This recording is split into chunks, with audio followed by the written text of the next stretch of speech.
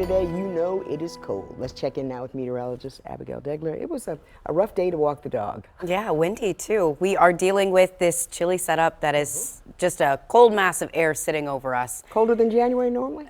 Not necessarily colder than normal. I mean, temperatures are below average, but we'll start to slip away from that as we progress throughout the week into next week, and we will see some improvement. So I don't want to stray talking about the coldest just yet, but we have had quite a bit of cold air push in, and we had that snow on Monday. It's still around because temperatures have been brutal over these past couple of days. Now that we're in the middle of the week, we're not going to see a big change in that forecast as far as conditions go. We're going to see much of the same as Tuesday, where we're dealing with maybe a few flurries aloft off towards our very west, but central portions of the state and the metropolitan areas are dry, seeing a little bit of cloud cover and some sunshine mixed in for your day.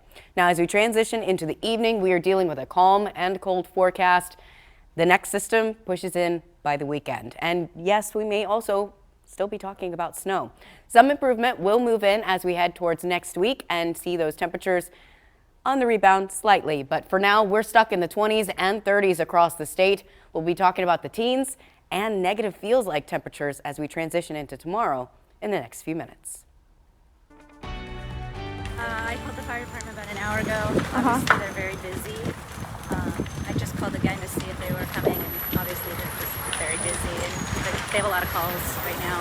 I'm acting calm, but I'm really very upset inside. A fire raging and no firefighters to help. It's because all of them are fighting wildfires that have burned down thousands of acres of land and more than 1,000 homes. Some firefighters are now on their 48-hour long shifts to try and get these flames under control. ABC's Alex Stone is in the LA fire zone with the latest on the work to get this fire contained. This fire has now more than doubled in size to over 10,000 acres as still people are trying to get out of here. Firefighters behind me, they've been working on this home trying to put out these flames, but there are many homes that have been lost. An apocalyptic scene in Southern California. Valleys filled with smoke, flames taking over hillsides as at least 4 major wildfires burn out of control.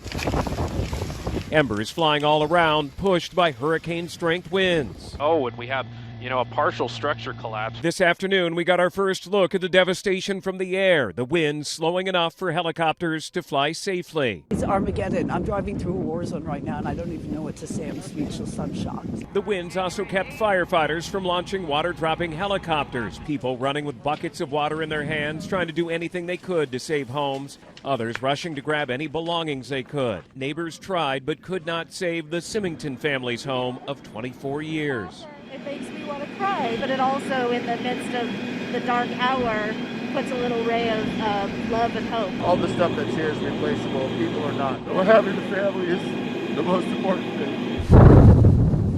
A senior assisted living center destroyed. All of the over 90 residents evacuated safely. Some rushed to safety in wheelchairs. This is not a normal red flag alert.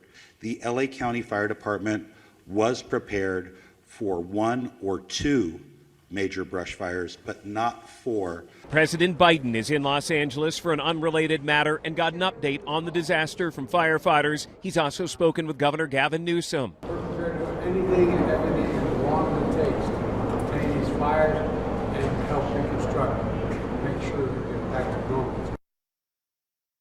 In addition to the wind, it's extremely dry here. There has not been sizable amounts of rain in over 8 months. Now the California National Guard is sending troops who are specially trained to work with firefighters. Alex Stone, ABC News, Altadena, California.